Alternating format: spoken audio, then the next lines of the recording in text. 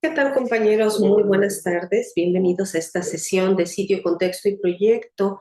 Hoy, jueves 24 de abril de 2025, procedo a compartir pantalla para eh, comentar el tema que había quedado pendiente. Si bien tengo esta versión, cuento con esta versión de la presentación de sistemas y marcos de referencia. Sin embargo, se me quedó la presentación en otro equipo, pero este mismo contenido lo tengo, pero para la presentación de nuestra experiencia educativa. En breve se les va a reflejar vía E-4.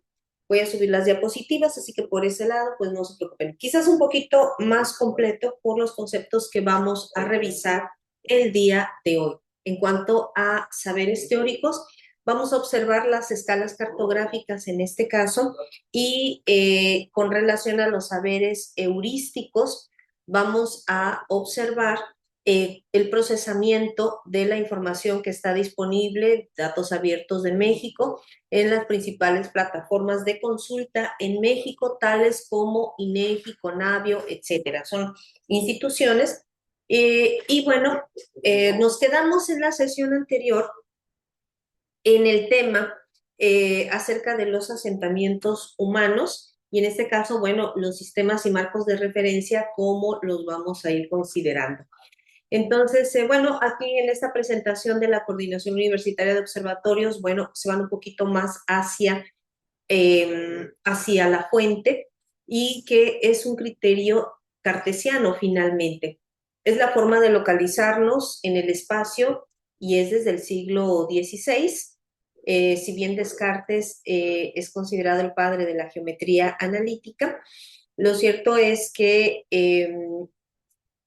este sistema, digamos, de pensamiento es vigente hasta hoy en día y de hecho, pues recordarán que en cuanto a la metodología de investigación, el criterio cartesiano, pues es vigente hasta el día de hoy. Entonces, aquí recordemos que en los planos cartesianos tenemos el eje de las abscisas, que es X, y el eje de las ordenadas, que viene a ser Y. Entonces, recordemos que a partir del origen, que es cero, se desprenden todos estos, se desprenden las ubicaciones de los puntos en estos cuatro planos. Entonces, recordemos en este sentido, bueno, son ejes X, ejes Y, y cualquier posición de cualquier objeto en este planeta Tierra se define con relación al punto de origen. Y por ende, si el mundo en el que estamos viviendo, pues vaya, no vamos a hacer apología del terraplanismo por obvias razones, cartesianamente, lo cierto es que pues tenemos aquí la referencia de cómo nos estamos desplazando, cómo vamos ubicando los puntos en el espacio en este planeta Tierra, ¿sí? Un planeta condicionado en gran medida por la gravedad y que, bueno, pues por sus condiciones, por las condiciones atmosféricas, también presenta pues un planeta con atmósfera. Vamos a observar en este sentido que la atmósfera también hace posible la vida tal y como la conocemos.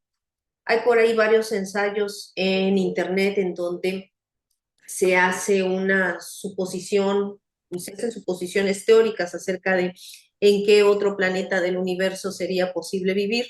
Bueno, vamos a remitirnos un poco a lo que el gran divulgador científico Carl Sagan mencionaba acerca de que cuál sería realmente la probabilidad de que todas las condiciones de vida se dieran eh, en la medida, en la justa medida y dimensión como se dan en el planeta Tierra. De hecho, hasta este momento, bueno, no se ha encontrado otro planeta idéntico al planeta Tierra tan solo en dimensiones y masas, sino que hay, hay planetas equivalentes en este sentido. Entonces, incluso el concepto vida, tal y como lo conocemos dentro del planeta, pues fuera de estos sistemas, de este sistema planetario, pues bueno, se daría de otra manera. Entonces, en este sentido, bueno, después de esta introducción existencial, vamos a observar que para efectos prácticos el globo terráqueo se ha dividido en ejes paralelos, que son los ejes horizontales, y los ejes meridianos, que son los ejes verticales. Recuerden, esto lo vimos hace unas sesiones, que la línea de referencia, que es 0 grados de latitud, se conoce como ecuador, y a 23 grados, 26 minutos, 15 segundos de latitud norte, o sea, del Ecuador para arriba, se conoce como latitud, está el trópico de Cáncer, y hacia la latitud sur tenemos el trópico de Capricornio. Y en este caso, el meridiano de Greenwich, que son los 0 grados de longitud.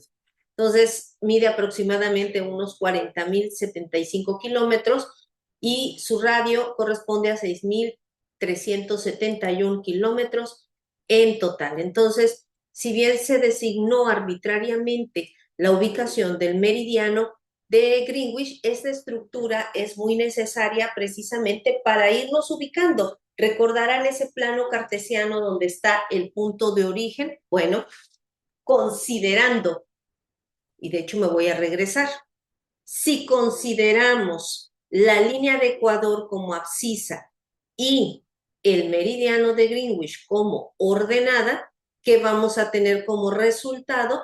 Vamos a tener el plano cartesiano, pero aplicado a la estructura de división del planeta. Entonces, observamos aquí que de acuerdo con la ubicación, en este caso el punto cero, sería justo el punto donde convergen tanto, bueno, cruza el meridiano de Greenwich con el Ecuador, este sería el de origen, y de ahí los sistemas vienen a ser sobre el eje el eje positivo, sobre el cuadrante superior derecho, lo que vienen a ser los valores de X y Y, mientras que para el caso o sea, sobre este lado van a tener estos valores positivos. Habrán observado cuando están ustedes ubicando puntos en Google Maps que da como resultado algunas coordenadas negativas. Bueno, si estamos hacia la derecha, obedeciendo ese plano cartesiano, ¿sí? Hacia este cuadrante, se considera positivo y por ende pues corresponde a los continentes de Europa y Asia. Pero del lado negativo de las abscisas, en este caso menos X, pero con ordenadas positivas, o sea, menos X, Y, corresponde a todas las ubicaciones de América del Norte. Por el contrario, si estamos hablando de coordenadas negativas situadas sobre este cuadrante menos X, menos Y, estaríamos hablando de ubicaciones de América del Sur. Mientras que el cuadrante restante estaríamos hablando del lado positivo de las abscisas, o sea, X, y del lado negativo de las ordenadas, que es menos Y. Por ende, corresponden, cuando vemos estas coordenadas, donde tenemos abscisas positivas y ordenadas negativas, corresponden a África y Oceanía. Por ende, bueno, ¿cómo esto se ha ido estipulando a nivel internacional? Bueno, esto a nivel internacional precisamente, pues ha derivado en convencionalismos y en sistemas de referencia. Y aquí en este aspecto vamos a observar también que recientemente ha constituido desde la teoría crítica un severo cuestionamiento a por qué el meridiano de Greenwich se empezó a considerar como cero, precisamente por las connotaciones negativas a veces que dan sobre la interpretación en los signos negativos, pero aquí en este aspecto pues únicamente se está hablando de coordenadas, son datos técnicos completamente. Sin embargo, parte del cuestionamiento tiene que ver con el criterio de designación del meridiano de Greenwich, que bueno, pues eso se comenzó a estipular básicamente en las cartas de navegación desde finales del siglo XVII, principios del XVIII, en plena época de la ilustración, del iluminismo, con Isaac Newton, en ese contexto, ¿sí? Entonces se comenzó a reflejar en las cartas náuticas, no ha sido una designación arbitraria de siglo XX, sino que más bien en el siglo XX es como se cobran fuerza, digamos, los convencionalismos a nivel internacional para hacer ajustes precisamente en cartas de navegación y en sistemas de georreferenciación. Entonces, pues de esta manera es así como se componen las coordenadas geográficas.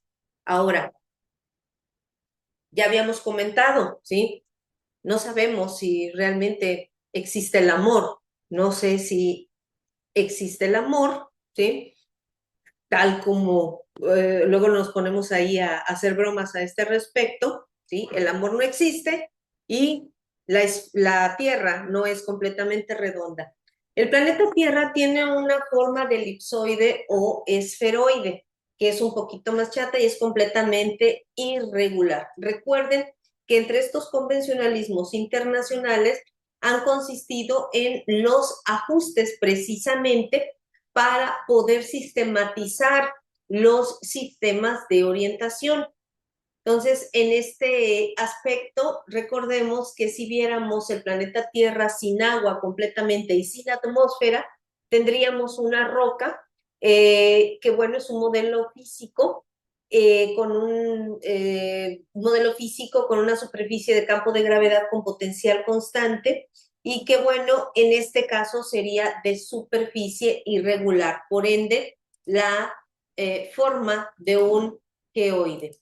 Entonces, esto ya lo habíamos tenido oportunidad de apreciarlo en otras de las sesiones. Y de ahí recordemos también en otras de las presentaciones la descripción del datum, en donde el datum son los puntos de referencia de la superficie terrestre. Datums horizontales son para describir un punto sobre la superficie terrestre, o sea, planimétrico, y datum vertical miden elevaciones o profundidades. De hecho, si nosotros estuviéramos en este momento preguntando cuál es el punto más alto, pues bueno, estaríamos respondiendo que sería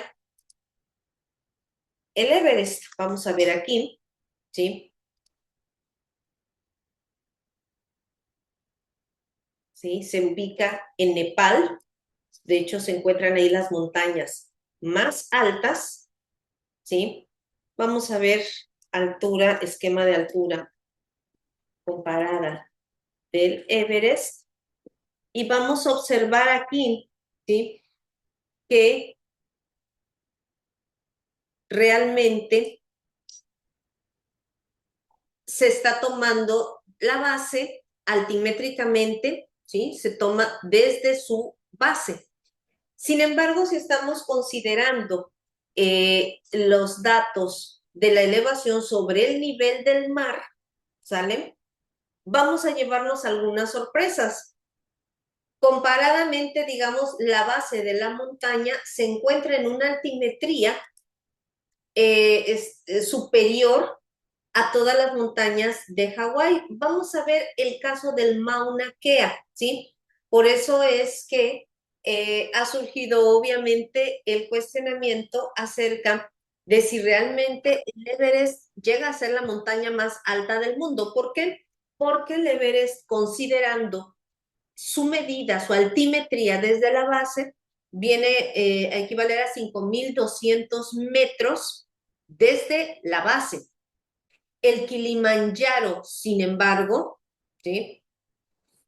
Mide 5.600 desde la base, pero ¿por qué no es el punto más alto, el punto más cercano a los dioses, dijeran en este caso, ¿no? Sino que aquí en ese sentido la base del Kilimanjaro se encuentra a un nivel más cercano al nivel del mar que la base del Everest.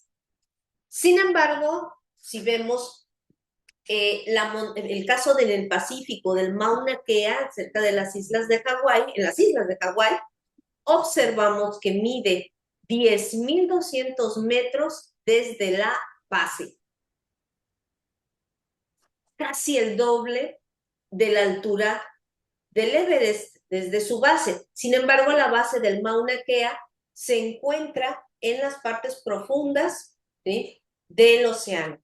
Por ese motivo, digamos, si estamos observando por altimetría, ¿sí?, el punto más elevado en ese sentido sigue siendo el Everest, la punta del Everest, pero observemos en este caso que a pesar de considerar la medida desde su base sumergida en el océano, pues son 10.200 metros, hablando de alturas de montaña para el caso del Mauna Kea.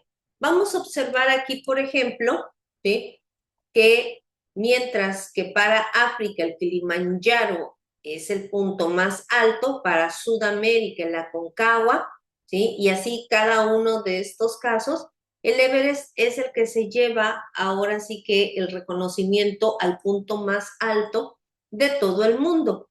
Pero si aún así, todo depende de desde dónde estamos tomando la información, porque tenemos casos, por ejemplo, o sea, si estamos midiendo estrictamente desde el centro de la Tierra, entonces pues le superaría el Chimborazo por 1.811 kilómetros a la altura del Everest, ¿sí? Son muchos factores, sin embargo, pues volvemos al caso básico, ¿sí?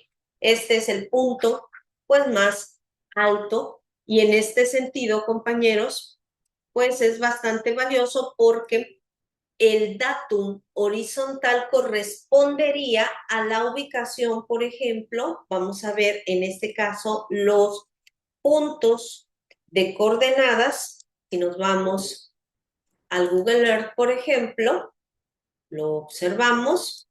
Recomiendo que lo descarguen en sus equipos para consulta. Igualmente, bueno, en el Google Maps empezamos.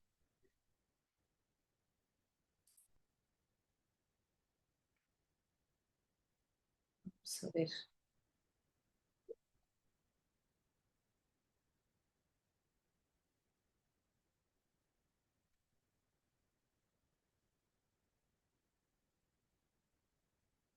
Bien. Vamos a ver en este caso que si deseamos ubicar en este sentido las montañas de Nepal, por ejemplo, que son las más, es esta cordillera. Y de hecho, en Google Earth ustedes van a ver que los colores presentan mayor nitidez y observen aquí, estas son barreras naturales y esto también, compañeros, nos ayuda a explicar ciertos movimientos en la historia. Observen cómo las cordilleras, para el caso de México, por ejemplo, la Sierra Madre Oriental, por ejemplo, tiene ciertas particularidades que hacen que en este sistema se condense más la humedad, a diferencia de la zona central, que ustedes habrán de recordar que en sus sesiones de geografía es la zona del altiplano. De ahí otra división natural que viene a ser la Sierra Madre Occidental, de ahí baja la topografía, ¿sí? Y tenemos el sistema del Pacífico. Ahora bien, esto también me explica por qué en ciertas zonas, por ejemplo, no llegan los huracanes. Ocurrió con el huracán Patricia por ahí hace unos años, en donde se disuelve el huracán al momento de toparse con el sistema de montañas. Y por ese motivo, estos emplazamientos también nos ayudan a explicar ciertas migraciones, porque, por ejemplo, desde Sudamérica, en su paso para Estados Unidos en las rutas ilegales, se reconocen las rutas, en este caso siguiendo la línea ferroviaria para entrar a Estados Unidos por el lado de Reynosa y las rutas de las caravanas migrantes que, por ejemplo, toman estas rutas para poder entrar a Estados Unidos, ya sea por Tijuana, San Diego, o llegan a Nogales o a Ciudad Juárez, ¿sí? Entonces, atraviesan sobre el lado del Pacífico. Son barreras naturales. Observemos también el caso de Estados Unidos, tiene un sistema, ¿sale? Al cual favorecen los sentidos de los vientos y la humedad que vienen del Océano Atlántico. Por ese motivo también en el Golfo de México ustedes van a encontrar ecosistemas como vienen a ser pantanos. Los sistemas de pantanos, manglares, ¿sí? Y humedales se encuentran precisamente en la zona del Golfo de México y en la región del Caribe, ¿sí? Entonces, esto para ir explicando cómo las cadenas montañosas refieren también ciertas barreras naturales y que inciden en la historia.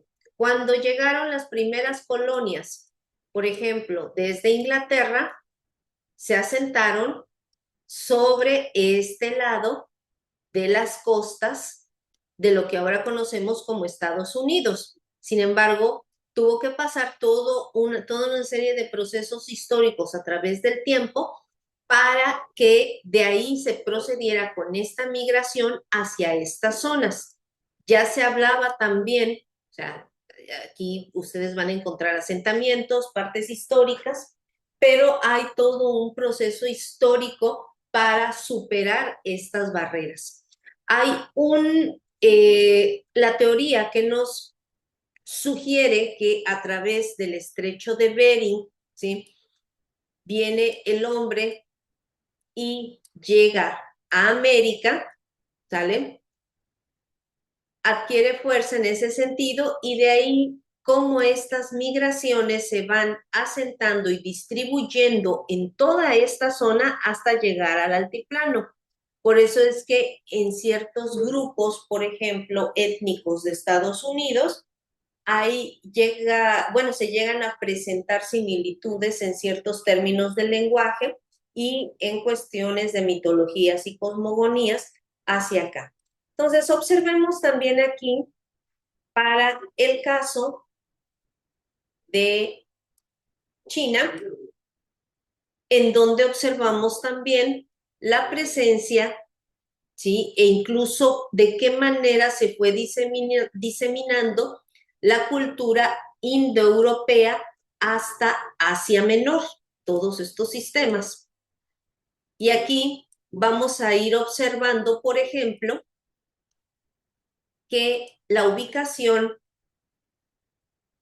de los desiertos han sido estratégicos. De hecho, si nos acercamos un poquito más, llega a ser visible una de las pocas esculturas que son vistas desde el espacio y que corresponden a, eh, a la muralla china, ¿sí? Una gran proeza para hacer una barrera natural que tan solo planimétricamente lo estamos observando de esta manera. Entonces, planimétricamente observamos esta estructura y precisamente la zona de Nepal, bueno, actualmente es un país, ¿sí? Forman barreras naturales que en este sentido, pues aquí se van ubicando y los geólogos nos van explicando de qué manera los sistemas montañosos, o sea, parten de placas que han estado en movimiento desde hace millones de años y que el hecho de que dos placas convergen en el sistema del Nepal van generando presiones para hacer más alto, digamos, vamos a verlo de esta manera, ¿sí? Placas, visualización de las placas geológicas en Nepal. Y de esta manera se da la explicación de por qué a través del tiempo se calcula que esta zona va a seguir creciendo. El Everest pues va a ser más alto finalmente, ¿sí? Entonces, se tienen ahí, ¿sí? Esto que se define como colisión continental, se van generando presiones y van haciendo que estos sistemas montañosos pues se vayan elevando paulatinamente. Son zonas sísmicas de gran intensidad y gran actividad sísmica. Observen aquí todavía más claro, ¿sí? Lo que viene a ser las placas, la convergencia y de qué manera estas placas presionan y esto va elevándose aún más, ¿sí? Aquí lo vemos también de una manera más clara. Y es por ello que estos van a ser los puntos más elevados y estaríamos hablando a este nivel planimétrico del datum horizontal y a este nivel planimétrico vertical estaríamos hablando del datum vertical. Bien, regresamos a la presentación porque ya vimos en sesiones anteriores conceptualmente en qué consiste el datum.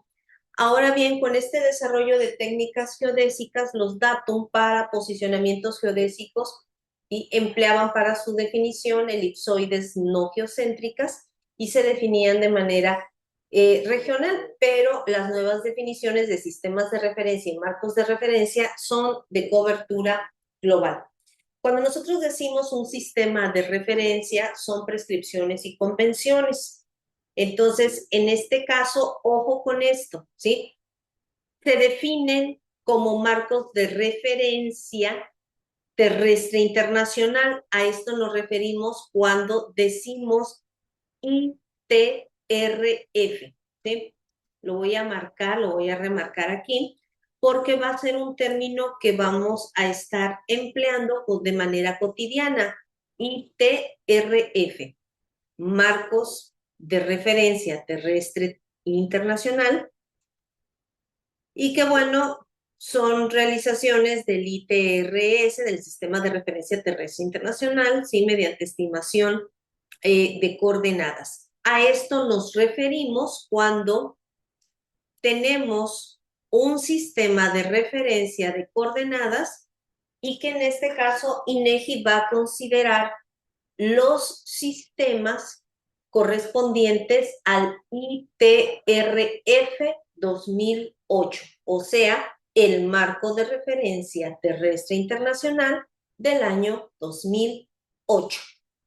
Entonces, aquí este dato lo vamos a utilizar aplicado más adelante.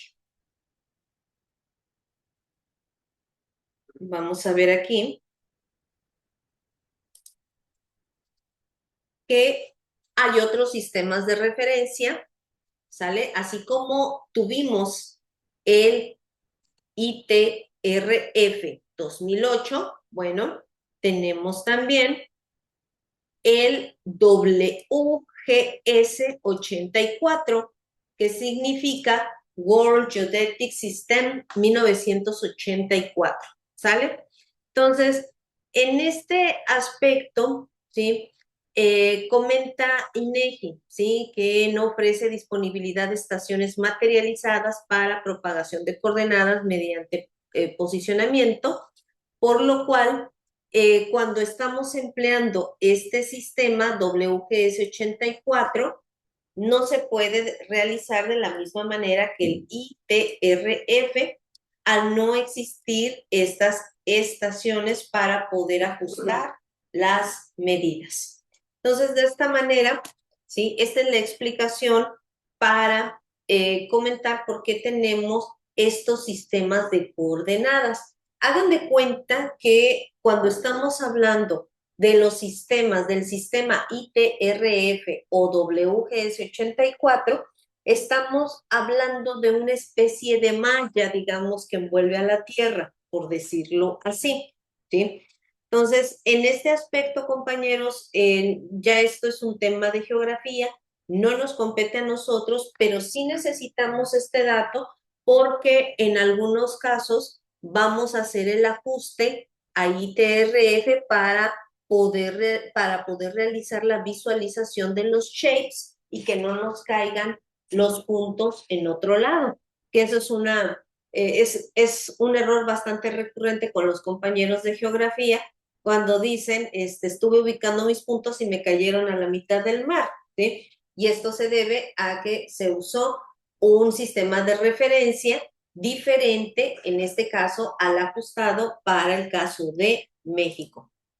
Cuando vayan a hacer sus movilidades o estancias a otro lugar del mundo, consideren esto, ¿sí? En qué latitud se encuentran y cuál va a ser su sistema de referencia, porque si no, el mismo error les va a ir acompañando, no van a poder visualizar su información. Entonces, vamos a ver aquí que hay otros marcos de referencia anteriores como el NAT 27, que es el North American Datum de 1927, ¿sí? Y que bueno, pues a veces llega a encontrarse información de esta manera. Entonces, estos ya son ajustes muy específicos que bueno, nosotros únicamente vamos a considerar estos datos de referencia, pero para efectos de consulta en nuestras cartografías. ¿Sale? Entonces, a este respecto, ¿sí? El marco de referencia oficial en México es desde 1998 hasta el 2010, es el ITRF de 1992, época 1988. ¿Sale? Entonces, por ese motivo, ¿sí? Vamos a tener como referencia el marco de referencia terrestre internacional del año 2008. Entonces, para realizar estas conversiones entre ITRF 92 a ITRF 08 en algunos puntos, no va a ser el caso de este semestre, bueno, hay una dirección que en este caso, bueno, va a ir señalando estos ajustes. Se encuentra aquí en la página de INEGI, ¿sí? Donde tenemos la red geodésica nacional pasiva horizontal. Entonces, vamos a observar también aquí, vamos a mostrar por qué hablábamos de las diversas escalas, ¿sale? Que bueno, vamos a visualizar, en este caso, MX.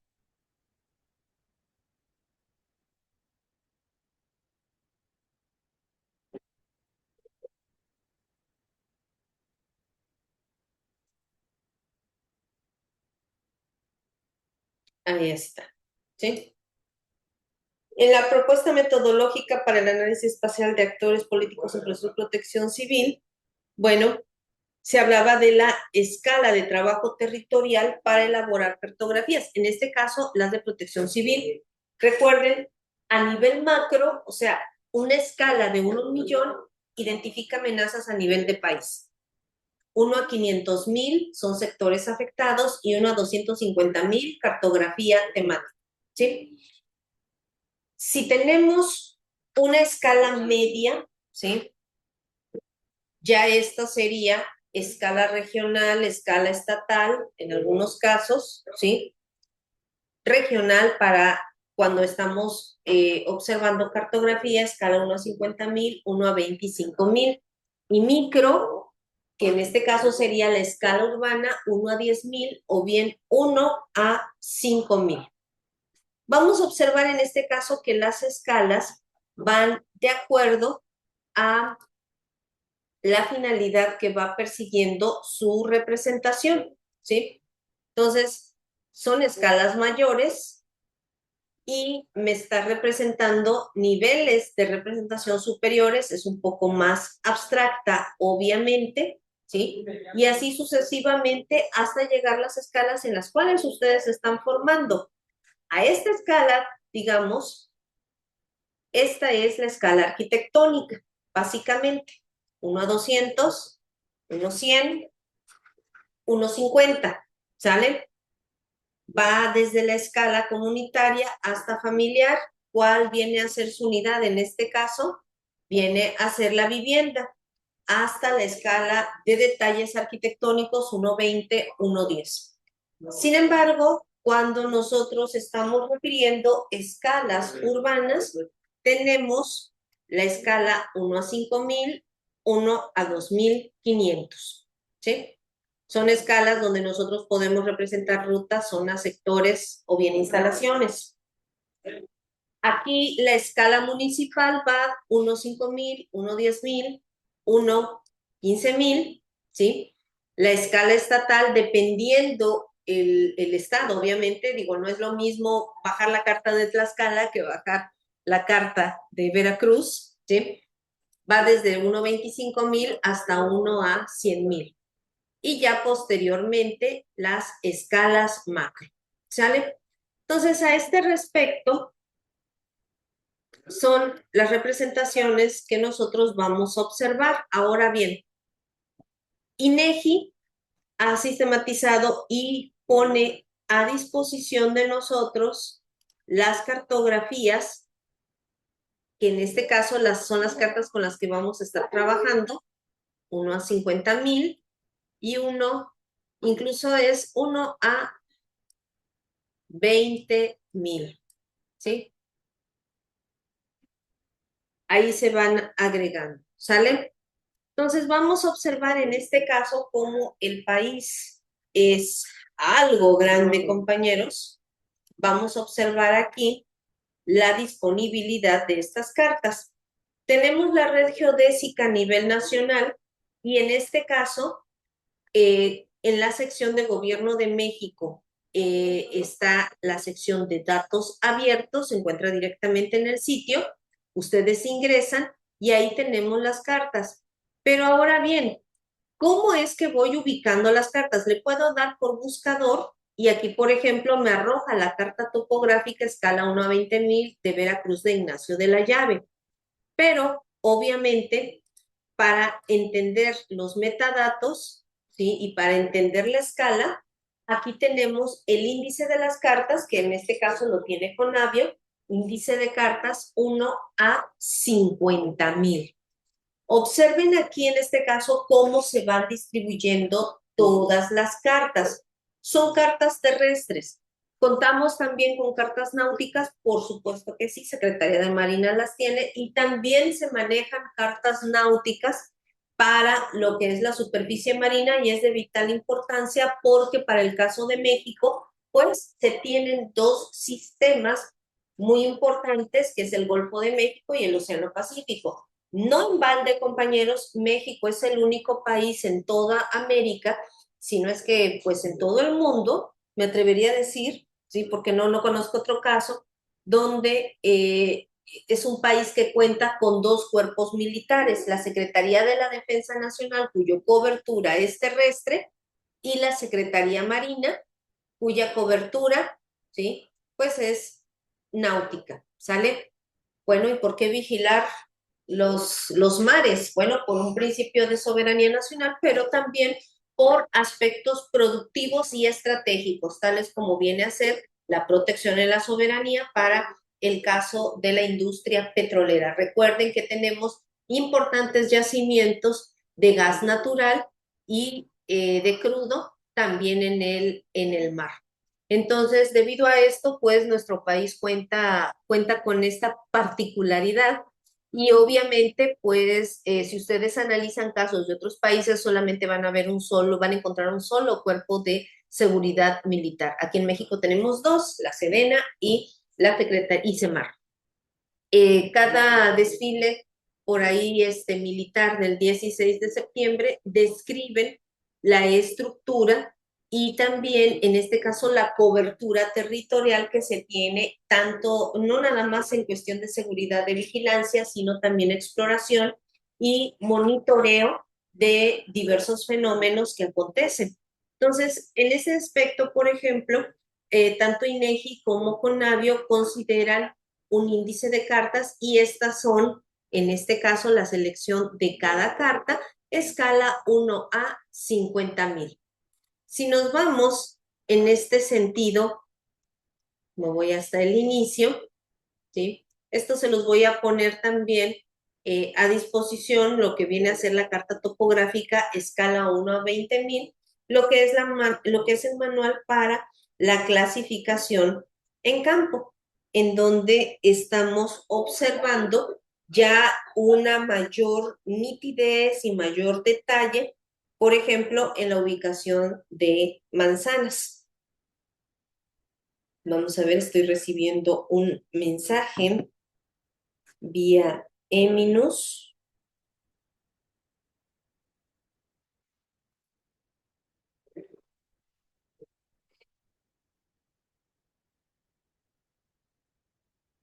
Sí. Ah, no, ya, se están conectando los compañeros. Ok, perfecto. Entonces, vemos aquí que a escala 1 a 20,000 es con mayor detalle y simbología, ¿sale? Entonces, esto también se los voy a poner a disposición para que observen en este caso los manuales de clasificación en campo. Si observamos en este caso, cada, eh, cada información, digamos, de cada carta posee una sistematización de simbologías. Ayer estuvimos observando, bueno, en la última sesión estuvimos observando la simbología que aplica, por ejemplo, un autor como viene a ser el arquitecto Mario Méndez Acosta para representar elementos en el sitio. Y aquí en INEGI, digamos, tiene una sistematización más específica para la representación de todos los elementos cartográficos. Entonces, veremos después el concepto de percepción remota en ese sentido, ¿sí? Hasta llegar a la edición cartográfica.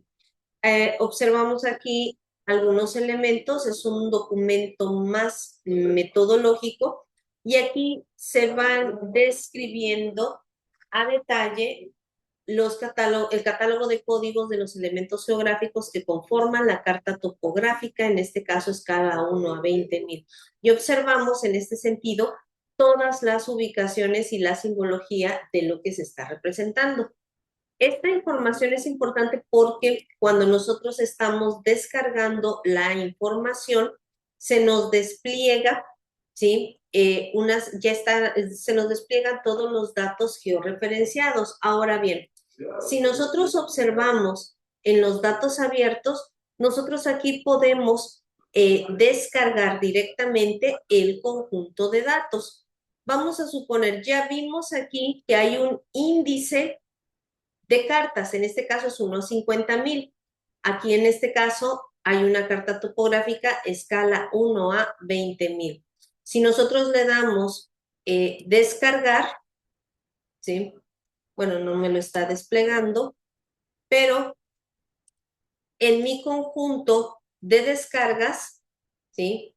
Vamos a ver aquí, me baja un código que es el código correspondiente a la carta y era lo que les decía el día de ayer, los tipos de archivos. Por cada una de las cartas hagan de cuenta que viene el paquete completo.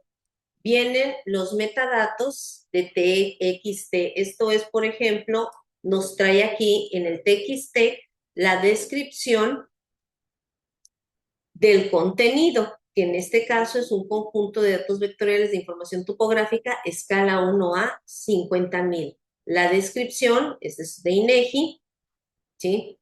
¿Qué información contiene? ¿Sale? Curvas de nivel, hidrografía, vías de comunicación, localidades, entre otros, ¿sí? Se representan digitalmente por un componente geométrico, puntos, líneas o áreas, conceptos que hemos estado revisando, y componentes descriptivos que son los atributos. También los nombres geográficos, ¿sí? Y esta información es desde el año 2021, 03, o sea, de marzo, del 5 de marzo de 2021, lo hizo INEGI, ¿sí? Entonces, obviamente también son términos de libre uso de la información de INEGI, pero de todas maneras, si nosotros generamos cartografía, citamos la fuente y en este caso, pues es el conjunto de datos vectoriales de información topográfica escala 1A 50.000. ¿Citamos cartografías en formato APA? Por supuesto que sí. ¿Sale? Y estos son los conceptos que vienen en todos los archivos. Si hay algún ajuste, sí, recuerden que aquí se tiene una periodicidad de actualización de cada 6 años, ¿sale? Entonces vienen aquí los datos de contacto y observemos en este caso que también se añade un PDF. Digan, ¿sí, compañeros? ¿Alguna pregunta? ¿Comentario? Hola. Bueno, si nosotros abrimos el archivo del diccionario de datos topográficos, Iba a tener un psicólogo de que se me regresa. por ahí tienen un micrófono abierto. Me va a dar algo. Entonces, Entonces, ay, cuando me lo pongo cuando sea rápido, este, pues,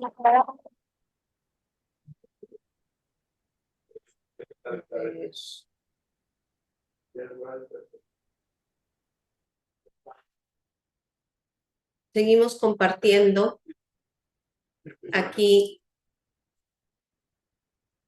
el diccionario de datos topográficos, en donde observamos, incluso aquí en la portada, ¿sale? Observamos el dato de elevación también, y que bueno, ya ahora los sistemas de consulta, pues nos lo muestran. Y aquí esta sería la información. Esto es importante, compañeros, porque estas son las capas de las cuales consta cada una de las cartas que nosotros estamos descargando. Entonces, está ahí la descripción del diccionario de datos, ¿sí? Cuando nosotros necesitamos conocer los atributos, nos vamos a la lectura de este documento, ¿sí? Entonces, por ejemplo, ¿sí? Las relaciones, cómo se van estipulando, ¿sale? Hay punto línea, punto polígono, línea polígono, polígono, polígono, ¿sale? Entonces, aquí se van mostrando las relaciones y las relaciones espaciales, ¿sale? Entonces, en este aspecto, entre los objetos espaciales viene aquí la definición. Entonces, ojo, cuando les encarguen en introducción al urbanismo o les encarguen en materia de diseño algunas definiciones o desarrollo de conceptos, recuerden que concepto y definición no es lo mismo, una de las fuentes que ustedes pueden citar operativamente viene a ser el glosario de atributos que maneja INEGI para toda la cartografía que se está descargando. Entonces, esto se encuentra, compañeros, en la información que se está descargando por cada carta. Tienen ustedes el TXT, que es el archivo de extensión de archivo de texto, metadatos, ¿sí? En algunas situaciones, el diccionario de datos, y recuerden que habíamos comentado que los archivos SHP constituyen archivos de superficie. Entonces, vamos a ir observando, por ejemplo, déjenme ver si me perdió ya por aquí.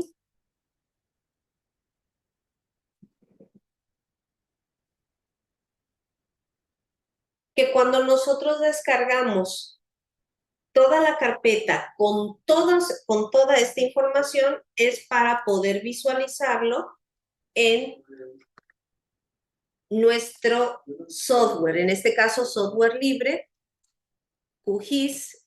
Recordemos que el que se encuentra en el centro de cómputo es la versión 334, que es Bratislava, la versión más reciente. Yo tengo la 330, pero bueno, que es la Hertogenbosch. Y vamos a importar a manera de ejemplo para ir visualizando nuestra información. Entonces, en este caso, recuerden siempre que se están bajando de lo que viene a ser el, lo que viene a ser el datum del INEGI, digamos, en los portales institucionales. Entonces tenemos QGIS y recordemos que aquí tenemos las capas, ¿sale? Entonces tenemos nuestro espacio de trabajo en donde nosotros aquí podemos importar. Observen que aquí tenemos un icono que son los archivos Shape. Vamos a visualizarlos, los vemos aquí. Vamos a poner ambas ventanas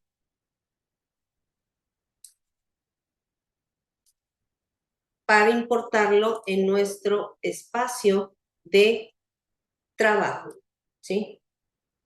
¿De acuerdo?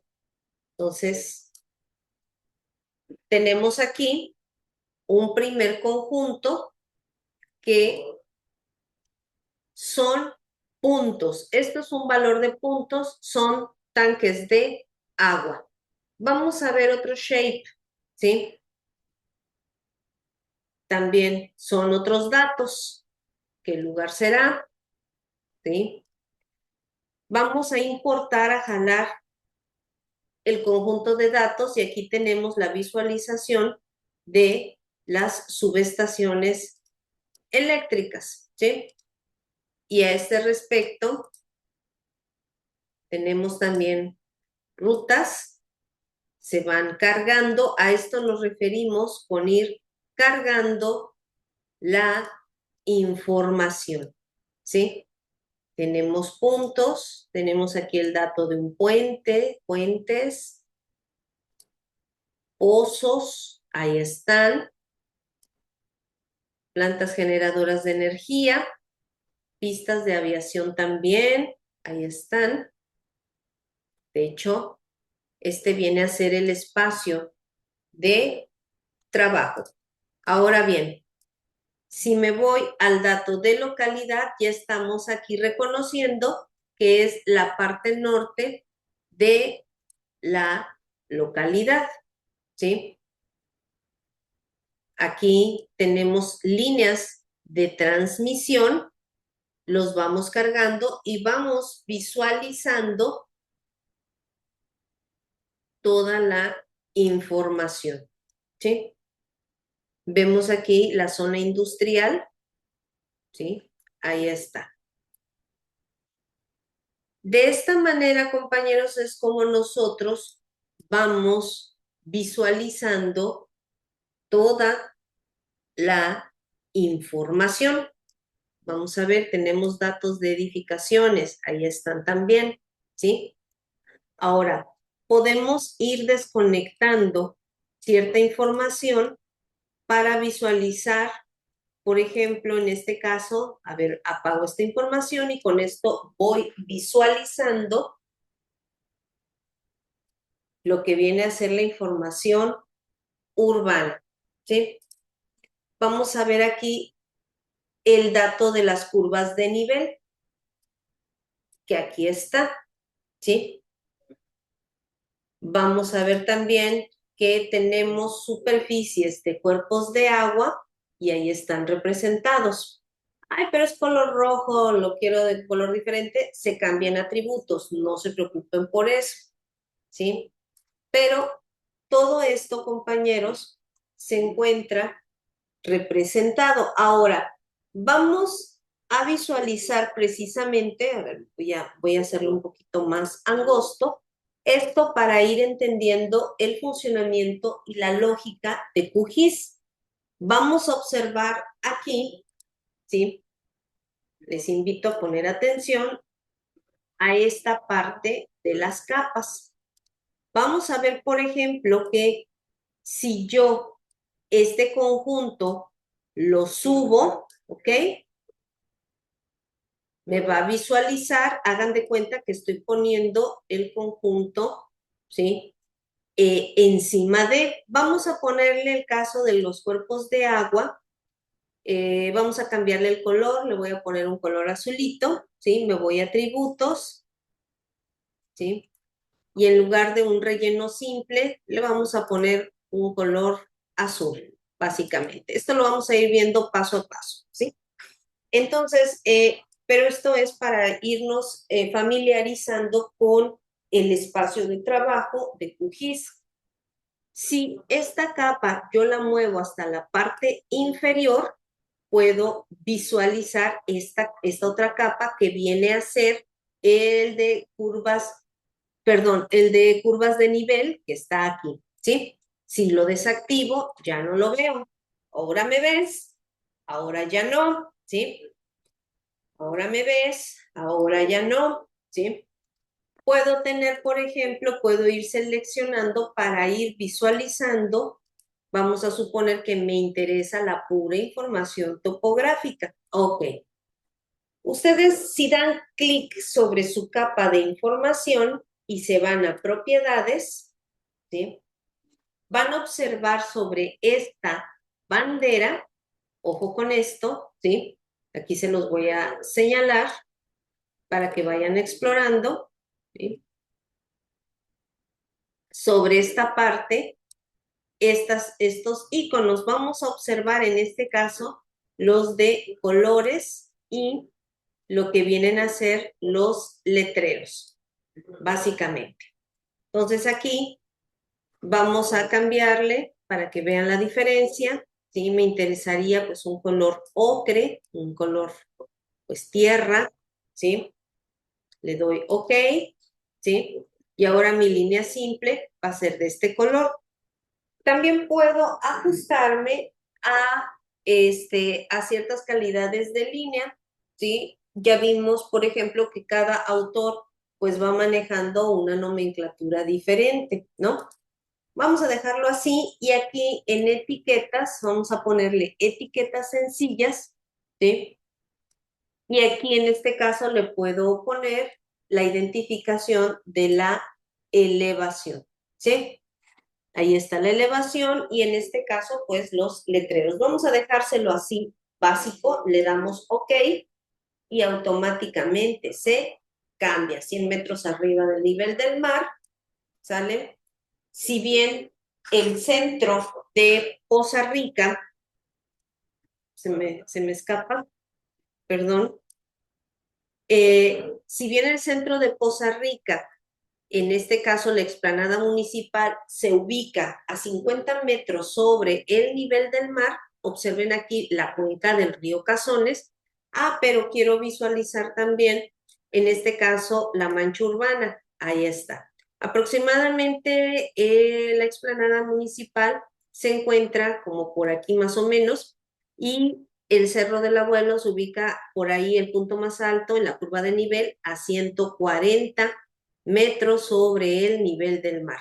Entonces, este es el sistema de curvas de nivel, 60 metros, 80, o sea, estas curvas van a cada 20 metros, ¿ok? ¿Queda claro, compañeros? ¿Alguna pregunta?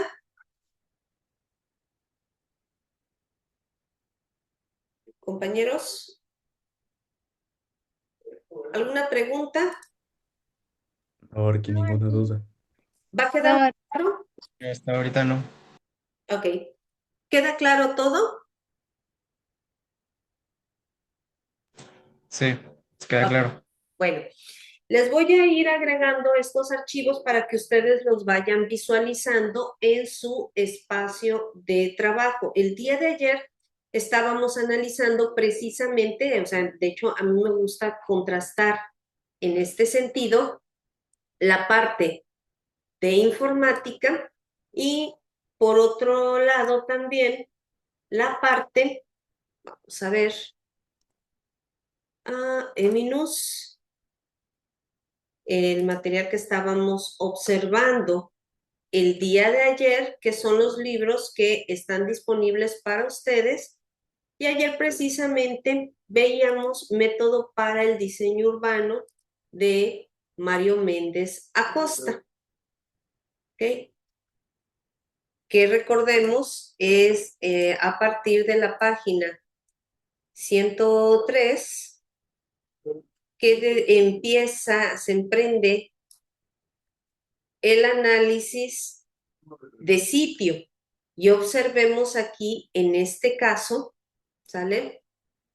Cómo manualmente se van definiendo por planimetría la representación de las curvas de nivel. Ahora bien, estas son las curvas, ¿sí? La curva me indica aquí el valor. Aquí en esta representación de Mario Méndez no viene el valor de la curva. O sea, en este caso nada más son las pendientes. Nosotros podemos sacar el análisis de pendientes, ¿sí? Y recuerden aquí que también se van determinando los criterios de urbanización en relación con todos los desniveles del suelo y de ahí se va sacando, en este caso manualmente, por ejemplo, ¿sí? Aquí se seleccionan las pendientes, hagan de cuenta que ustedes seleccionan las pendientes más representativas, observen aquí, ya les había dicho que entre menor sea la distancia de las curvas de nivel, va a ser más pronunciada, la pendiente, ¿sí? Y de hecho, ustedes observen aquí, para este caso, vamos a ver, ¿sí? Para el caso de la 129, la pendiente 129 que está representada aquí, ¿sí? Observen en este caso, curva por curva, ¿sí? Cómo se va representando en sección, o sea, en elevación, para ir determinando los valores en porcentaje y grados de cada una de las pendientes. Tenemos este caso y el del 107, en donde observen aquí, o sea, en esta proyección de curvas, ¿sí? A una mayor distancia, la pendiente resulta menos pronunciada, ¿sí? De aquí nos vamos a este valor y así sucesivamente. Obviamente cuando aquí baja abruptamente sobre esta parte, observemos que incluso se percibe una pendiente a 45 grados, o sea, señal de que casi esto es un barranco, compañeros, casi, casi, ¿sí? Entonces, a este respecto, esto nos va ilustrando los valores de las pendientes con relación a los porcentajes y grados relacionados con los usos. Estaríamos diciendo entonces que esta parte, o sea, deducimos, esa es la utilidad, esta parte sería casi imposible de construir, esto va a ser parte de la reserva, toda esta parte, digamos que conserva, ¿sí? Esa tendencia dependiente, pues ya me da una idea de que estas zonas van a ser mis zonas restrictivas. Entonces, esto es importante, compañeros, porque muchos de ustedes están llevando en este momento iniciación a la composición. Al final de su taller de diseño, les van a pedir, en este caso, que precisamente comiencen a ver estas geometrías ocultas que están dentro del terreno para poder determinar un criterio de composición en el sembrado de la edificación que ustedes están proponiendo. Esta es la utilidad de esta experiencia educativa, sitio, contexto y proyecto. Entonces, en este aspecto, compañeros, esta es la utilidad también de la bibliografía. No es nada más agarrar y representar en el módulo y estar sacando cartografía porque sí. Estos criterios nos sirven para ir determinando precisamente los emplazamientos, las escalas y qué tipo de uso voy a destinar en mi planeación, más cuando es a gran escala. Entonces, observamos aquí también, compañeros, que en QGIS, recuerden que nosotros vamos a ir descargando los conjuntos vectoriales. Recuerden que en este caso el conjunto de datos vectoriales de información topográfica F14D65 es la que estamos visualizando en este momento. Es escala 1 a 50,000. Hay una escala más precisa. Vamos a suponer, o sea, observen también la escala, compañeros. Esta es una escala 1 a 50,000. Es todavía bastante general. Estamos hablando que todo esto es Poza Rica, ¿sí? Y es más, aquí vamos a ponerle el nombre de la localidad. Nos vamos a propiedades, nos vamos a las etiquetas sencillas. Puedo poner el nombre, vamos a poner en este caso el nombre, ¿sí? Y ¿qué color le ponemos? Está bien, negro, ¿sí? Y en este caso, ¿sí? Nos va mostrando que se trata de Poza Rica de Hidalgo, aquí San Miguel Mecatepec, Ricardo Flores Magón, Plan de Ayala, Totolapa, ¿sale? Pero vamos a suponer, sí, miren, Villa de las Flores, Colonia La Primavera, etcétera. Vamos a suponer que mi caso tiene que ver con un análisis todavía más específico, casi a nivel de colonia, porque tal vez estoy analizando vivienda. Entonces, esta escala 1 a 50,000, bueno, va a resultar bastante general. ¿Qué puedo consultar? Me voy entonces a la información del SNIEG, ¿sí? Y de ahí me voy a otra consulta que viene a ser el Inventario Nacional de Viviendas, ¿sí? ¿Cómo llego hasta ahí? Ustedes suben a INEGI, se van a los sistemas de consulta, ¿sí? Y de ahí, en este caso, llaman en la parte de los geovisores, es donde nosotros vamos a estar trabajando aquí, ¿sale? Vamos a abrir el Inventario Nacional de Viviendas porque lo maneja escala 1 a 20,000 y ya contamos con información a escala de manzana. Y aquí se ve con mayor claridad lo que veíamos en la información, en esta información teórica, de referencia teórica. Bueno, el Inventario Nacional de Viviendas ya me está indicando el valor de las escalas. La escala 1 a 1,000,000, que es esta que se muestra, y estas son las cartas. ¿Para qué me sirven? Bueno, para el contexto, me pueden servir para el contexto, elaborar cartas de contexto o un análisis dentro de los marcos territoriales, en fin. Escala 1 a 250,000, ¿sí? Ahí están cuando deseamos hacer alguna consulta, ¿sí? E incluso ya nos muestra la nomenclatura, ¿sí? Aquí en este caso, bueno, si nos interesa, para el caso de Poza Rica, si quiero consultar la carta 1 a 250,000 del Inventario Nacional de Viviendas, me voy al mapa F1412 y ahí viene la información alusiva, topografía, relieve continental, climatología, edafología, geología, hidrología, uso de suelo y vegetación, uso potencial del suelo. Toda esta información sirve para realizar el análisis de sitio. Si me voy escala 1 a 50,000, es más específico aún. Aquí en esta escala 1 a 50,000 ya vimos que comparte tanto el mapa F14D65 como el F14D75. Tendría que bajar ambos para formar el marco completamente.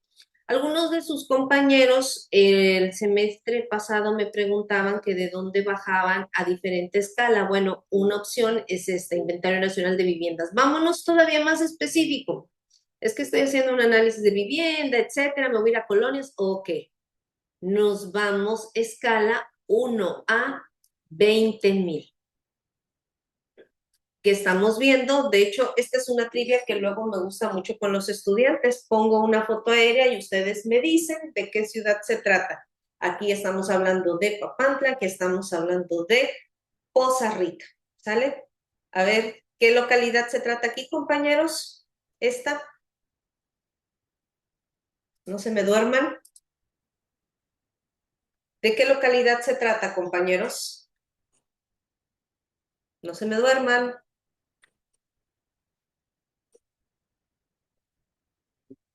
Nos salvó la campana, compañeros. Bueno, ok.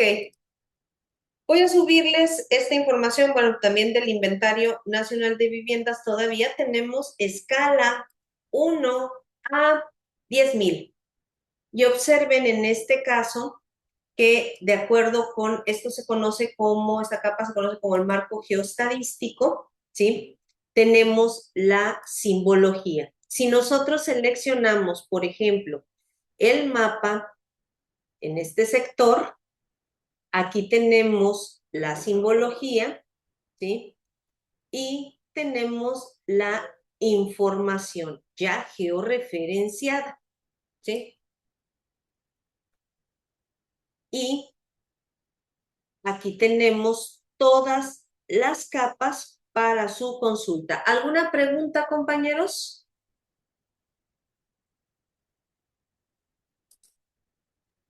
No, Pregunta. Orki, ninguna pregunta. No, no, Arqui, y era Gutiérrez Zamora. Gutiérrez Zamora, ok.